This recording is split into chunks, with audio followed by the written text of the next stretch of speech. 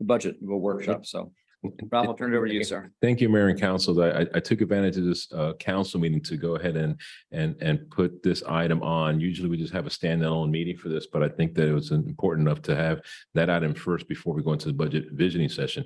As we do every year, we have the first budget visioning session, really just, we kind of just talk about our different priorities. And then we scheduled a second budget workshop where we start showing you some of the general fund budgets. That's scheduled for Thursday, July 27th at 6 p.m. in the council chambers. And then we have a third budget workshop, which we have all the funds together, which is scheduled for Wednesday, August 23rd at 6 p.m. These budget workshops are over and above the state mandated budget hearings. So I call these the workshops, and then we have the hearings. Those hearings, we're going to formalize that in the July council meeting. But for the folks that are here and the folks that are listening, our first state mandated budget hearing will be Tuesday, September the 12th at 6 p.m. Everyone will get notice through the trim notice. And then the second budget hearing will be September 26th at 6 p.m. as well. So that'll be at least 5 times that collectively the council could discuss our budget. So with that, I think I wanted to provide a quick, summary preview. As you know, Cutler Bay's millage rate is 2.8332. So that represents $2.83 per 1,000 of the Valley property. That is the eighth lowest in the county. Cities that are lower than ours, Doral, Aventura, Bal Harbor, Sunny Isles, Miami Lakes, Palmetto Bay, and Pinecrest. So I think that's a great tribute to us, how lean we are in terms of our millage rate. Now, with the millage rate, we receive approximately $21 million worth of revenue. Out of that $21 million, only 36% comes from our millage rate at ad valorem taxes. So we collect revenues from all different sources: utility taxes, community service taxes, electric franchise fees, local option gas tax, et cetera, et cetera. So again, it only represents 36%, but that's the focal point, for us. Also, as part of our agenda, we have it there posted, I have some great news. Robert Daddario, our finance director, who's on as well, has been doing a great job, as well as all of our department heads. If you recall, last year, we put together a town budget for 21-22 fiscal year that we were going to have a surplus of $107,905, $107,905. Just as of a couple of days ago, because Robert's finishing up the audit right now, that number now that we're putting back into our fund balance is $3.4 million. 3.4 million. Now that's a combination of grants, a combination of our department heads, tighten even the belts further. So again, I mean, that's great because for 2 consecutive years, we have put back a significant amount into our kitty. And as we called before, remember I call it the days of artificial dip. In fact, I'm going to strike that on the memo. I don't want to use that term anymore. But as you recall, also, this council was brave enough that in February through July of 2020, we had our financial advisor, Lourdes Alberdine, come in. We call the Fund Balance Replenishment Plan, what we call the Get Fit Plan. And that showed that we just couldn't continue doing any more dips. And we did something very brave, which is raise the millage rate. And now it was 2 consecutive years. This is the second consecutive year of the millage rate being 2.8332. The budget that we're putting together for the next fiscal year will maintain that. Our commitment to the council, our commitment to the community, that it was Get Fit Plan, we're there. Now we're putting that back in there. Now, another bit of great news is that by us putting back those funds, and by the way, last year was even better. The year before, we were scheduled to have $163,000, and we put back $5.5 million. So I know it's a lot of numbers, but I could tell you now that our fund balance as of today, our fund balance is $22.8 million, which exceeds the pre-COVID, it exceeds I call it the housing bubble. So that is a tribute to everyone that's been involved, so we have that in fund balance. And again, it's a combination of tightened belt and grants and et cetera. So one of the things I'd like to do today is just run down some of our major priorities, but I also have something new with the great efforts with Rod and also our public works. We're going to have a little interactive map as well. So you can see just how busy we are. In general government, our first priority, that's administration. Our first priority is the new software system. You know, I know that's something that Councilman, Duncan has spoken before. I mean, there shouldn't be any reason why people can't pay everything online. We have kind of broken processes. You could fill out the park application for the pavilion rental online, but you have to come in town hall and pay for it. So my challenge to our town staff was, why does somebody come to town hall and why can't I do whatever I want to do at 3 a.m? Well, what do you want us to do? Exactly that. So we've had a consultant that came in, has met with all the departments, and is really developing a scope of services for us to put out that bid package. Now, because we are having less contact with residents, this project is eligible under our ARPA funds. Okay, and obviously it's going to increase efficiencies as well. So that's a huge process for us. We've been operating in the same system for several years, so that's something that we're very proud of. Again, continue annual employee trainings. Our year in review, I call it the yearbook. That's been a great hit with the residents. Even when we have meetings with civic groups, I mean, that's the kind of stuff that you want to keep right next to your coffee table. You don't want to throw that away. It gives you all the context. Thank you for the glamour shots, I mean, there, and it provides you a quick snippet, and I think we want to continue that because we've received positive. It gets mailed to every single homeowner. In fact, we had to actually print out some more because we started running out of those just to hand out in civic organizations. So that's something that we're looking forward to. Just like everybody else, we know that our insurance premium is going to go up. Robert Dario has been getting information from our Florida League of Cities. I know some of my colleagues have also said that it actually has gone up sometimes as high as 25%. We don't know yet. We'll have to evaluate that. But again, just like a regular homeowner's insurance, so that's something that we're going to have to evaluate and see what we could do in terms of maybe, higher deductibles. Obviously, it's more risk, but we want to make sure that we do that. In the community development department, as you recall, we successfully moved from the first floor to the second floor to provide more room. We're going to continue working closely with our outside consultants, our third-party provider, building services, because that goes hand in hand with what we're doing with the software. I mean, there's no reason why we should have people coming in with wheelbarrows full of plants, as I call it, right? That should be all electronic. In fact, their state law said it should be electronic, so we're just catching up to that. So that's how that gets integrated. So it's the building department, you got the finance department, you got simple things like park pavilions, right? So that is going to increase more of those efficiencies. Also in our Parks and Recreation department, number one priority, I have it here in my notes, number one priority is the Bel Air Park building. The Bel Air Park building, as you recall, we tried through the legislative appropriations to try to get some funding. It was denied. But I still think there's a lot of opportunities with FERDAP grants, and we've been very successful.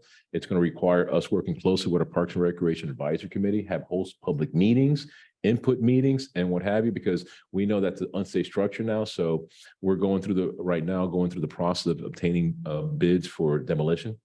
But at the same time, there has to be a transition, because right now we've kind of relocated our football team to Lakes by the Bay. And so that's something that it's the demo, the design, and obviously the construction of that. That's our number one priority, as well as just meeting with individual department heads. We're going to do some laser grading along in Lakes by the Bay Park. We did one of the fields now, and we're doing hopefully 2 next year. We're also Blue Herring Park. Those pavilions there are wood, they're dated. We're going to try to see if we could, have them prefab, plastic.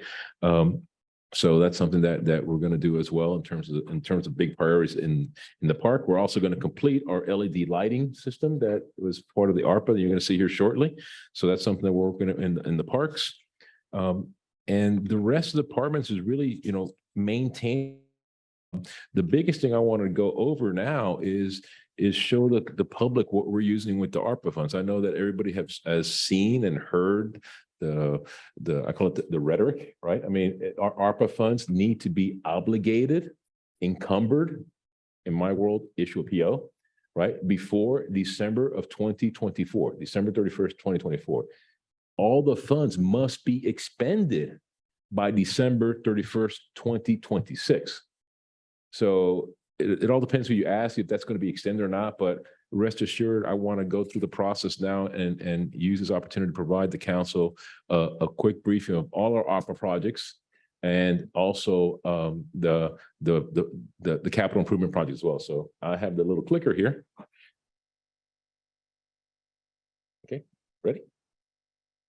Okay, so as I mentioned, this is our American Rescue Plan. We've received $21 million allocation, $11 million for the water quality improvement projects. And where that came about was the criteria that was through the ARPA was water, sewer, broadband, or water quality improvement projects. We call that stormwater. So we're not in the water sewer business. We didn't want to do the broadband, and we wanted to go ahead and address a lot of the flooding issues that we have.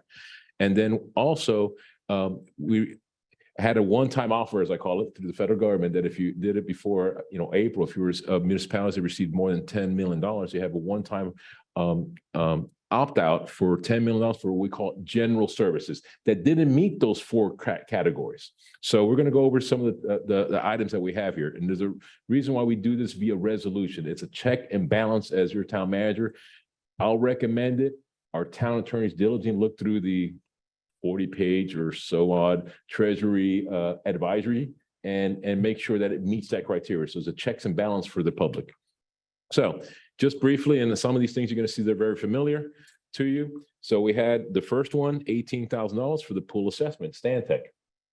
There's a resolution number. Second one, we did the design services through Stantec for $27,000 for the Lakes by the Bay and the Bel Air Park retrofitting, LED retrofitting. We also did the playground resurfacing design services for Lakes by the Bay, Bel Air, and Saga Bay Parks for $23,000. Now that one I'm going to pause for a second. If you recall, we then received bids and we rejected all the bids because there was almost only one bid, like $480,000. And we went out just to fix the one at Lakes by the Bay Park, just obtaining 3 bids like we normally do without using ARPA funds. And we were able to save over $30,000 just on that one park. The other parks they have the mulch. We're surviving with those right now. So that's something that we'll hopefully evaluate as we get closer through the budget process. It might be, maybe we do one or both that next year. But the Lakes by the Bay Park, which is our biggest playground tot lot, was completed without ARPA funds, but we used the design to hand out to each of the individual contracts, and they met that design. So that didn't go to waste. Sidewalk replacement, Metro Express, $800,000. That was throughout the town right now. I think with our Public Works Department, I think Alfredo and his crew, they've been out there, and I think we're almost like, we call it phase 4. We've been doing like $150,000 tranches at a time. So, so right now I think we're going through that process now, and that's been working very, very smooth. Another one that we've dealt with as well is the Cutler Ridge Park pool, water and cooler for $64,000. And most recently, we approved the retrofitting of Lakes by the Bay and Bel Air Parks for $1.4 million. So what we use so far is $2.3 million. What we have is 10.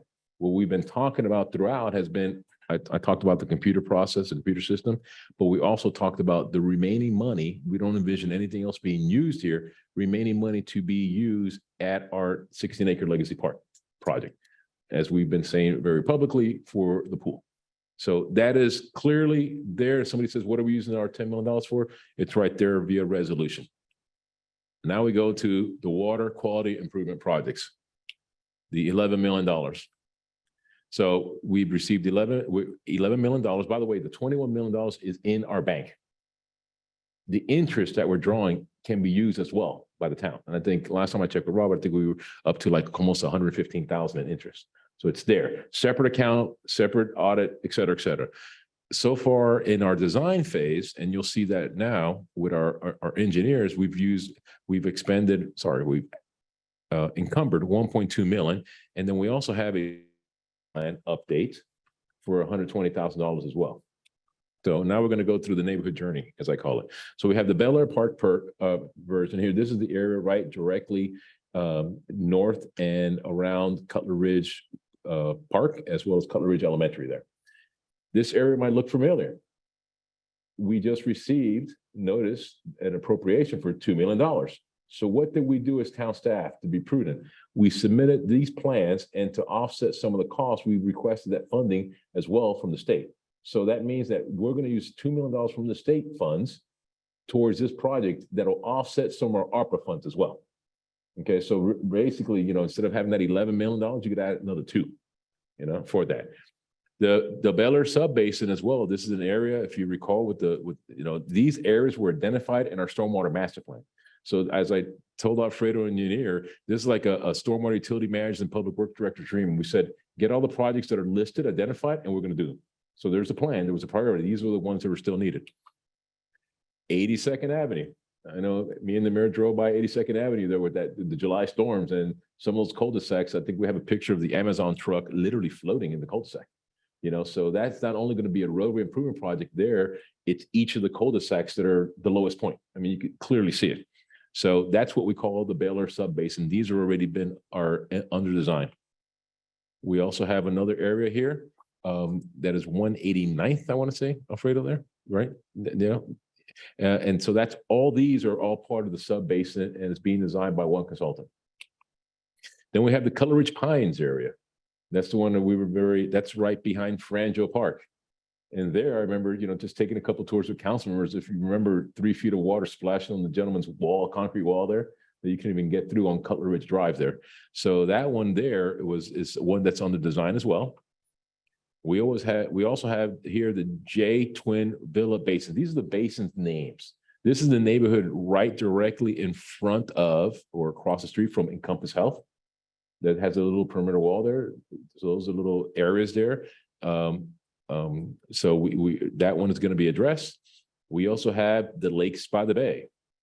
What we call right off the Lakes by the Bay there. Those are public communities. We refer to that neighborhood there like, White Roof and Houses on the Hills, right? That are there. So those areas there as well are going to be designed. Then we have the remainder of Saga Bay sub-basin. Okay, the areas that are not highlighted in Saga Bay because they have already been done. In fact, there's one currently under construction, Saga Bay Basin 1.5. So they're all little sub-basins. So that means that we would, as Cintar Incorporated, have completed all the sub-basins within Saga Bay.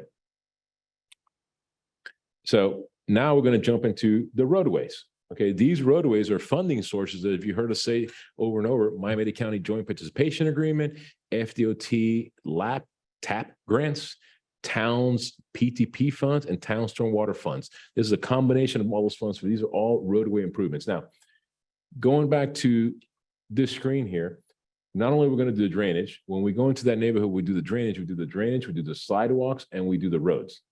So that's what we call that area there. It's not just drainage, it's sidewalks, roadway. Obviously, the road has to be redone. So now we're going to go to what we call the roadway complete streets. We talked about the funding sources. So here goes our journey. Marlin Road, complete streets, capacity improvements, design phase, $1 million.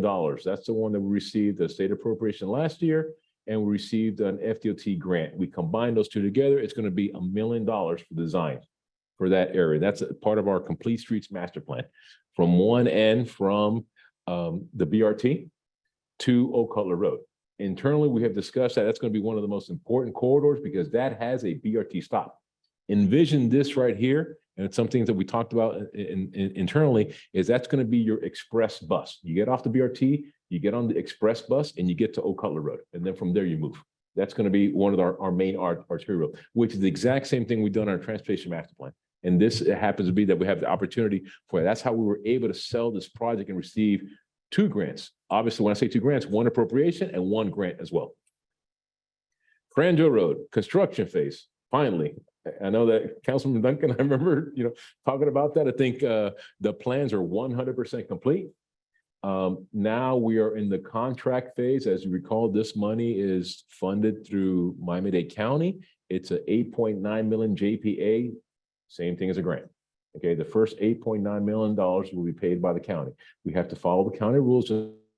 So you'll see that package coming in probably more September because we have to comply with all their purchasing criteria for the county. And a lot of that criteria has been updated and changed. So I think last time I talked to Alfredo, they were up to page 465. of all the criteria. But, we're following it. But the good thing is that design is done. Roadway construction, roadway resurfacing, and sidewalk improvements. This is a typical type of project we use our PTP funds, and we go into the neighborhood, replace all the sidewalks, put in 88 ramps, and we resurface the roadways. Similar to what we did in another area there that we won an award for. So that's again, this area, there's no drainage planned there. So it's not like we're going to go and tear up that road, 2 or 3 years from now. Phase 2 of that is right off of Caribbean Boulevard in that neighborhood there off of Anchor in Puerto Rico, and that little neighborhood back there. That's an area there as well. That's road resurfacing and sidewalk improvements. Next one is we have a traffic circle that's being funded through FDOT LAP grant for $362,000. That is the end of the footbridge on the other side of the footbridge, as you know, right there. And there's going to be actually a traffic calming circle there as well, which is part of our traffic calming master plan. So that's something there. And there's going to be a little bit of drainage along that roundabout there as well. We have the C1B Canal Bank restoration. We received a grant for $750,000. And then we're matching $750,000. That is the C100B canal, in which we're going to have a canal bank stabilization project there as well. That's going to be under design and construction. We have the Whispering Pines Park roadway and drainage improvement for $583,000. I think, in fact, July 5th, they're going to be right out there. And so that was a tight schedule. I mean, I put that there because we want to give ourselves some wiggle room. We know we got to work around the school. We know we got to work around the events. And so that's going to be a tight schedule there, but that's something that's being funded through our town PTP. Caribbean Boulevard. This is I call it the J of Caribbean Boulevard, right? From 87 to 184. That road, believe it or not, is owned by the town, and that is being funded through an FDOT LAP grant of $1 million. It's going to look and feel just like the rest of Caribbean Boulevard. Sidewalks, drainage, lighting, curbing, to the continuation, the last leg. That was $1 million grant that we've already done the design. It's going to be during the construction bidding phase. 82nd Avenue, as we mentioned, this is an FDOT, ARPA, and town PTP. So we received $800,000 from DOT. We're also going to use the drainage portion of it is ARPA eligible. That's why you saw it listed in the last one. And the remaining funds will come out of our town PTP funds. That's going to have a traffic circle and roadway and sidewalk improvements as well. 8.5 acres. Our 8.5 acres up in 184. There we have planning phase, the $250,000 from Miami-Dade County that was secured with the help of Commissioner Cohen-Higgins and Mayor Cava, with the push from our mayor who sits on both Biscayne Bay committees. So that's something that we want to start the planning phase. And just last week, we approved the FDP $250,000 restoration invasive tree removal, and we're matching $250,000. So the reason why I listed them separately there is that we already received the grant for the construction phase. We're still waiting to get the documentation from the county. We want to do is go through the same process we did with Legacy Park. We want to go through the master planning phase, so we have an idea. And again, that's grassroots there. We have a lot of ideas from the community. So a lot of that's already kind of been done, and we have to formalize it. And then once we have the concept and we formalize it, then that's when we'll start going through removing the invasives. The worst thing we want to do is go ahead and start removing a bunch of invasives. Then there's not a plan yet. They've been there for years. Just so a couple more months, we're almost there. So for there in that property there, we secured over $500,000 worth of grants, and we're matching $250,000 of it for that. I could tell you, I've been out there, several times with our staff and some of the community activists. There's maybe like 8 or 9 trees. That's about it, and the rest is, who knows? The debris is in there and everything else. So we just didn't want to leave it barren there. We want to get the planning and then immediately start the restoration phase. And then we also have the Cutler Bay wetland acres owned by South Florida Water Management District that we have a $700,000 grant, and then we're matching $700,000. That is all part of, wow, I think I was talking to the consultant the other day, almost like a 12-year vision when it started back in the Parks and Recreation Committee, the 12-year vision. And I think we're on maybe year 6 about talking to the district about transferring the land. So, but we were able to secure through the Biscayne Bay grant portal, set up by the state, to secure those funds for that project as well. So funding sources. Now you see the map starts getting a little busy. You have the red, you have the blue, you have the complete street. So funding sources: American Rescue Plan Act, FDOT LAP TAP grants, Miami-Dade County Joint Participation Agreement, Towns People's Transportation Plan, we call it the half-penny tax, and then Town Stormwater Utility Tax. The reason why I want to put these funding sources there is because nowhere there you see ad valorem. Zero. So even to this day, we have this nice conversation with our town attorneys representing very other cities, and like, well, where is it? Where is it in your general fund? I'm like, it's not in my general fund. So we were able to do all this with a lot of, the taxes and not putting in the general fund there. So that's a tribute to our staff. And so you can see it's going to be very, very busy, next year. Particularly, I think once we start the construction on Frangel Road, that is going to be, there's going to be some traffic, right? Like we did Korean Boulevard.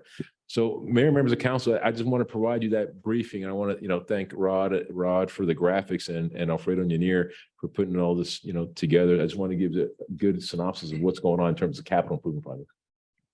Well, that was a really great comprehensive report showing all the things we got going on, and I think it's really important that we recognize your staff, not only just for identifying the areas that needed for improvement, but also finding the available funding sources, the grants, and all the work that's done in Tallahassee, all the work that's done beforehand, just the reputation of the town of spending money wisely, having a plan, being ready for the action. So I want to commend your staff on that. And also would like to highlight that, these are things that you're not seeing going on in the rest of the Dade County. So, in the incorporation of Cutler Bay shows that we can actually get things done at a local level in a much more efficient way.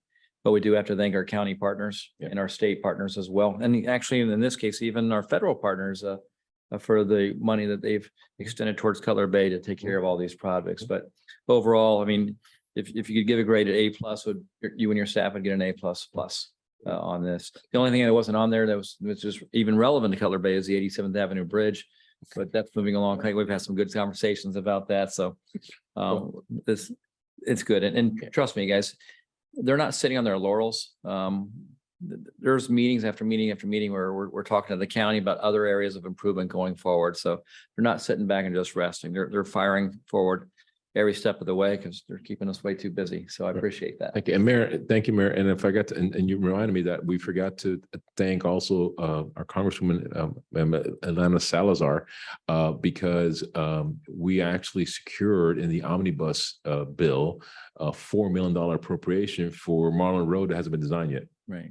But we'll take it. There's nothing like having money before the design, because usually We'll it's take like, it. show us your plan, show us your design, That's right. wait 2 years, we'll give you the That's right. rest. That's why I think tonight was an important step for the meeting that we just had in terms of resolution for the master plan, because now we begin the chase, for grants, for appropriations, for mitigation grants. As you recall, this area for our municipal complex is going to be a critical facility. So that has to, is eligible for a lot of, mitigation grants, state direct appropriations and federal appropriations. So this is the first step for us to start that. Awesome. Thank you very much for that. Council comments, Councilman Duncan. Thank you, Mr. Mayor. I just want to take a moment, a point of privilege, if I may, and just commend you, Ralph and town staff and Mitch and the rest of the team. As beyond being a member of this council, as a 37-year resident of this area of Cutler Ridge, of Cutler Bay, I am extremely proud and excited to see where we are going and to see all of the hard work that you and the rest of the staff has put in year after year after year. And to see that amount of projects that are coming about, that are going to improve people's day-to-day lives, that in conjunction with putting back 3.4 million 5 million the year before, having all of these projects, none of them tapping into ad valorem and other sources that directly negatively impact our residents. The fiscal responsibility, the effectiveness, the efficiency, I have, and it's hard to top. I've never been more proud to be from this city, to be from this area. And a lot of that has to do with your work, with staff's work. And I just want to take this moment and publicly let you know that. Thank you, Councilmember. And again, it's not just me, right? It's the entire team. I mean, it's from, like you said, myself to Maria and Deborah in the front desk, to the part-time lifeguards, to the part-time PSAs that are closing the parks up at 11 o'clock at night. So those are the folks that are doing all that work. So we appreciate it. We'll certainly pass that on. Council, any other comments? No? All So right. Mayor, we're going to be very busy. We're gonna be very busy, and just one comment about the budget hearings going forward. Again, we're doing above and beyond our budget presentations and sessions, which I think is great. One word of caution, we've seen the other times, good times don't last. And we can't assume that these good times are going to go forever. Sometimes a political thing to do or the knee-jerk reaction is, oh yeah, good time, let's start lowering the millage rate. Let's take a look at what we think might happen, looking at the experts. I don't think we're going to have the same housing bubble that we did back in 2008. However, there are some indications things are slowing down. We just need to be very prudent going forward, not just assume that this is going to continue. So just kind of a word of caution as we're going forward, looking at these things. Any other comments from the council? No? All right. With that, this meeting is adjourned.